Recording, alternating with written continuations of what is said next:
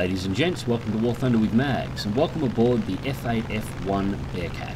Now, I spoke about this aircraft in my last video with Zeros, about how it had some changes done this patch. I figured it was time that we take a look at it. Now, the first thing to talk about is the Bearcat's climb rate. It has taken a hit. However, it was an historical change. The Bearcat, not a lot of people talked about it, but the Bearcat actually suffered a problem that was very similar to the N1K, and that is its performance did not degrade over time.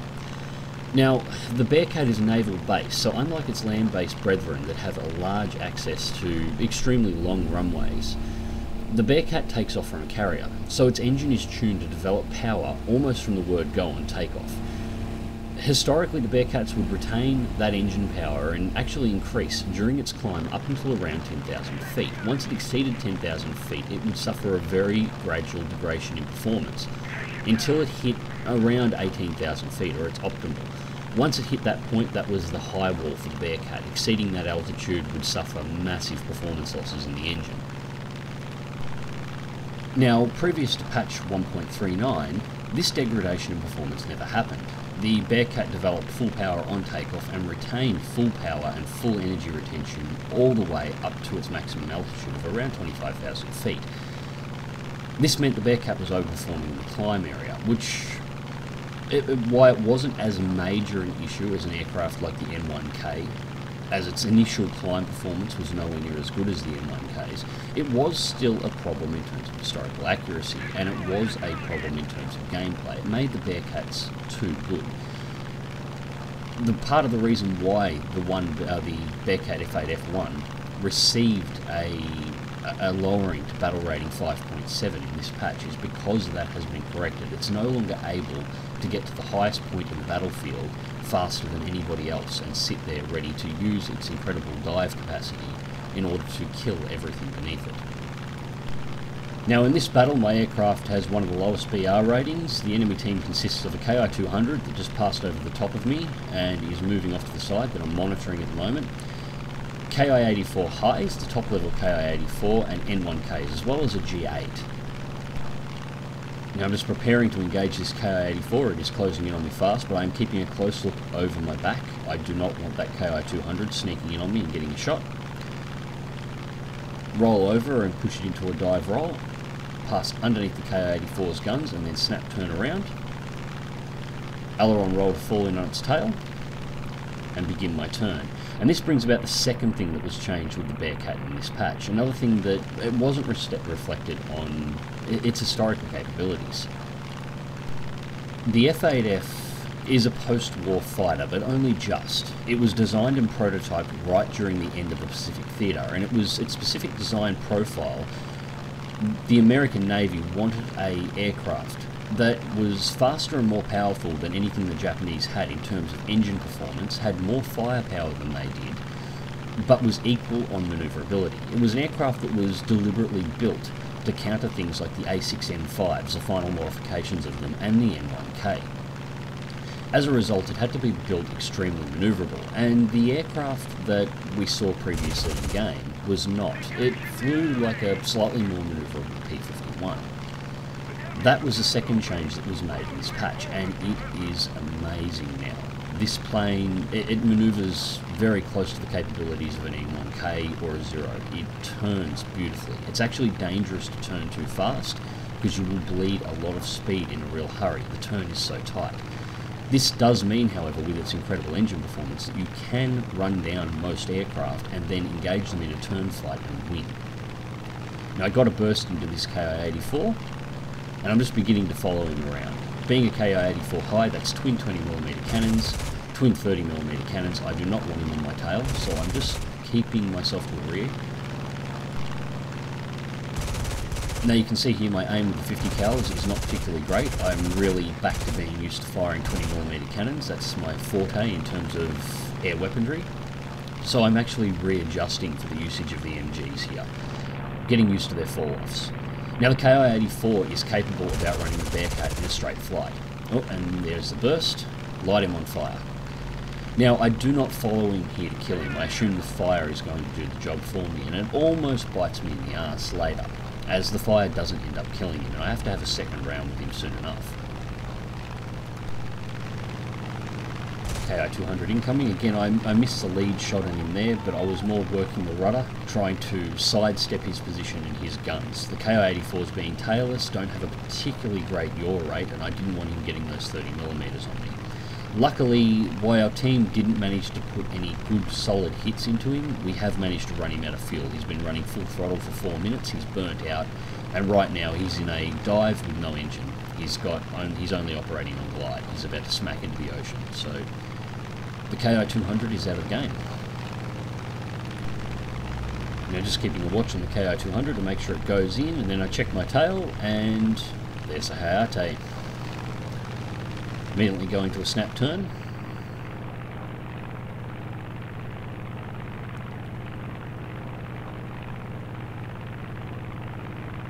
Just following it around, I easily outperform the aircraft in terms of manoeuvrability.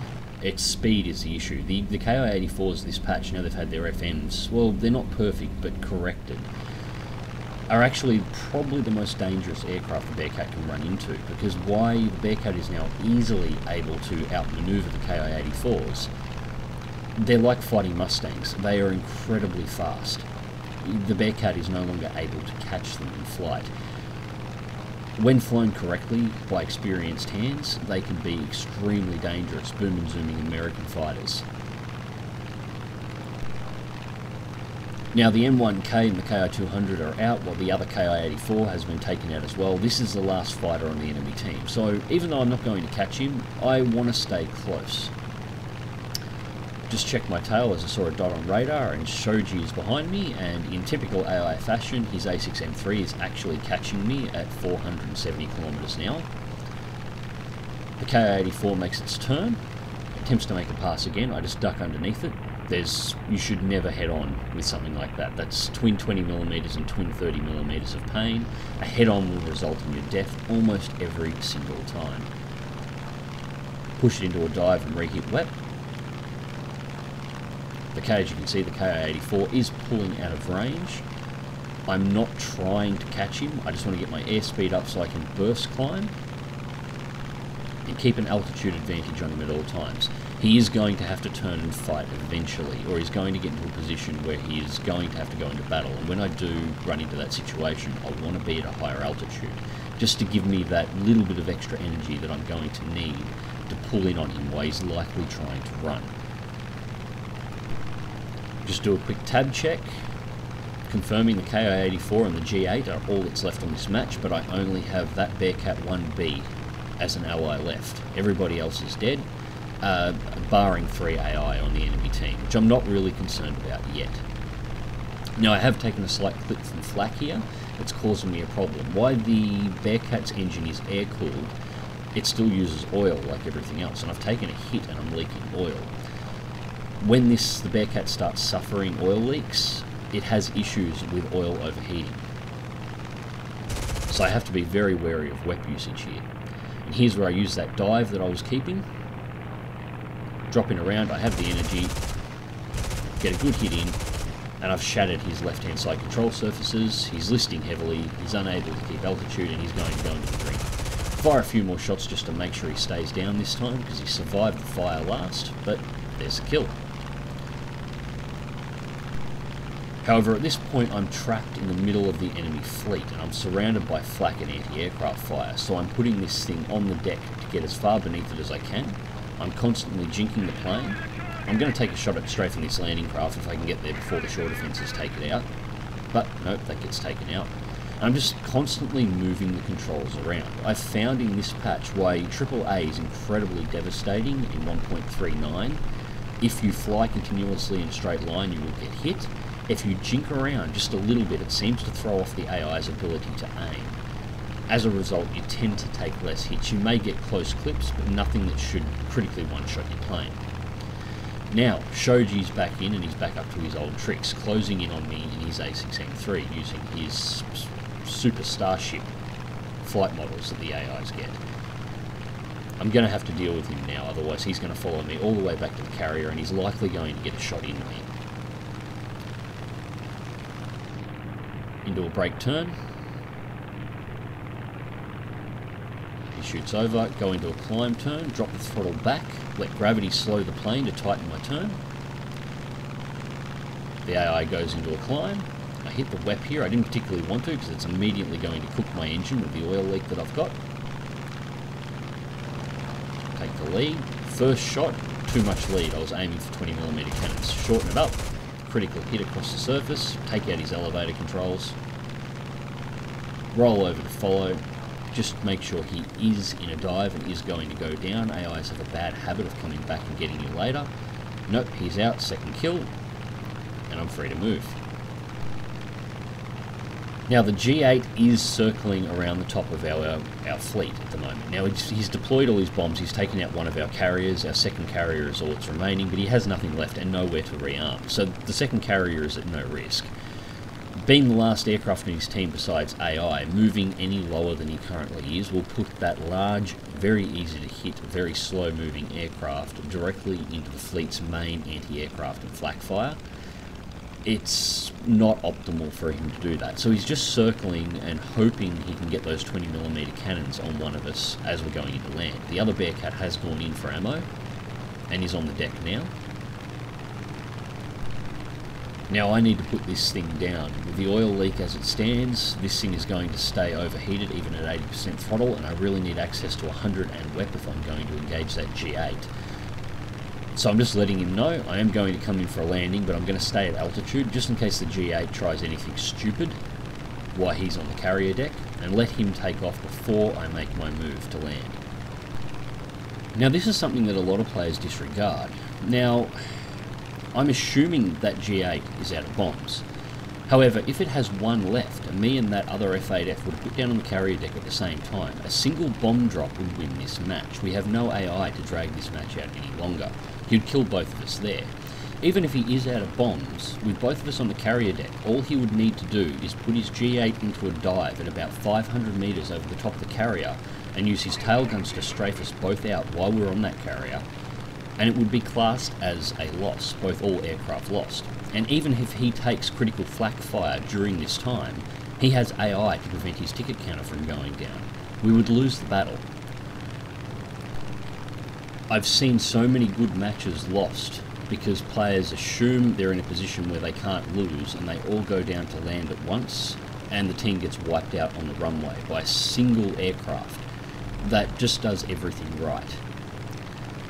If somebody is on the ground repairing, unless you are in critical danger of crashing if you don't put down now, if you can still remain airborne, fly a cap. Stay up in the air and wait till they've cleared the runway before you put down on it. Otherwise, by putting down, you could cause the match to be lost. Now I was just checking the distance before moving into land. The AIKI-49 is still over the island, so it's no risk. It's not going to try and suicide its way through the flak. The G8 still retaining altitude, and the second F8F is now up off the runway. So now it's my turn to put down. Now I come in a little bit hot here, and I mess up my flare, and I break my prop, but it was serviceable as a landing. Just dropping my throttle down, bleeding off speed in turns, approaching the rear of the carrier.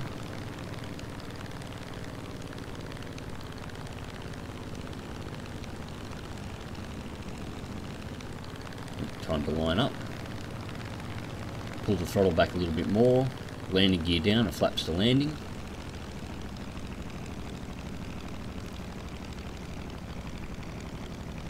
Tail hook is extended, and I smack the prop on the deck, but I catch one of the last catch wires. So not my most graceful landing, but it worked. And I have a good crew, so they'll have me airborne in about 10 seconds.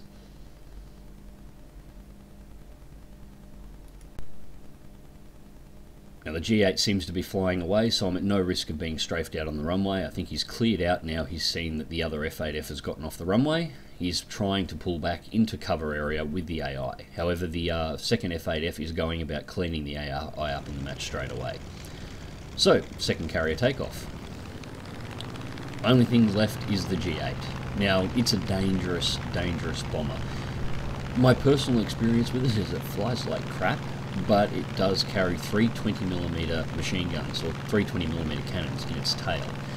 Approaching it from behind is damn near suicide. But it does have its weak points, one of which I'm about to exploit.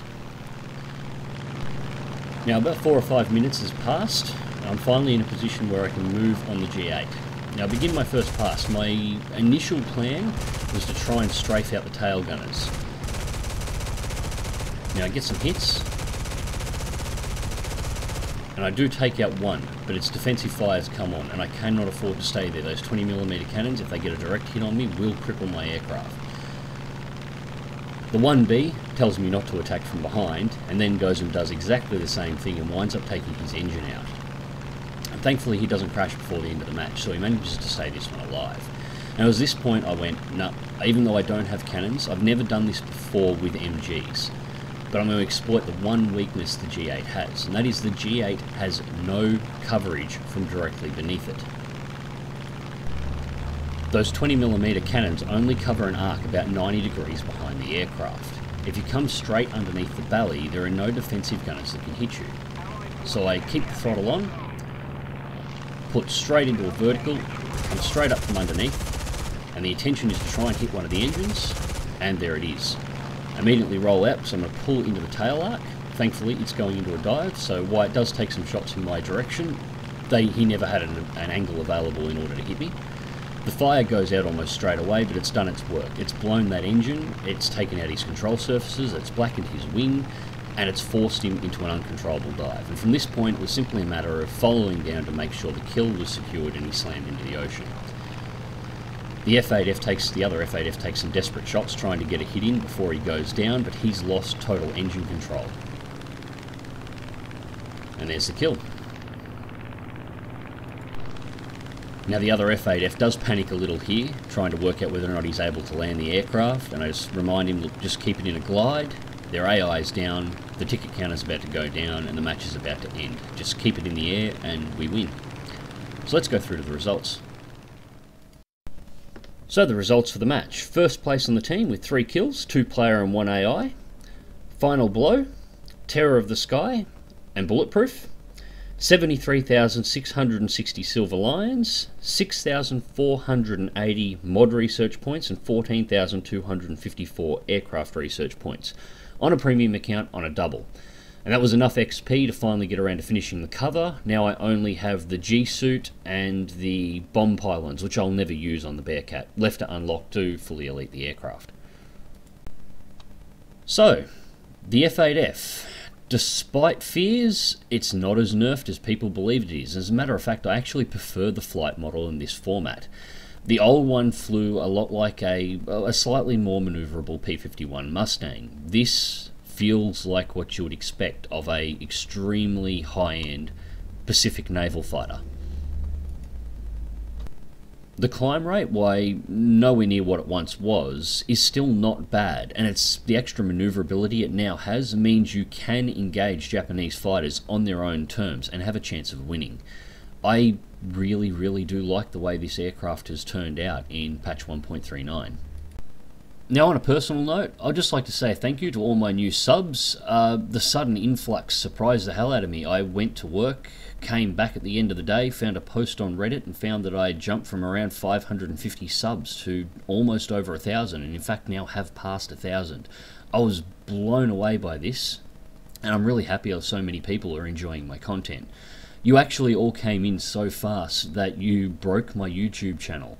You triggered off every spam filter for people subscribing to channels, comments going up in videos, to the point where I was being notified via email that these comments and these new subs were coming in, but they weren't being displayed on my channel. I actually couldn't view the accurate numbers, and in fact I'm still receiving massive jumps as the YouTube gets around to processing all the new people jumping in. So I really am blown away. Thank you so much for this. It is awesome. I'm honoured to have you all here, and I'm going to do my best to keep putting out the best content that I possibly can for everyone watching. Until next time, ladies and gents, fly smart, fly safe, and I'll catch you in the skies.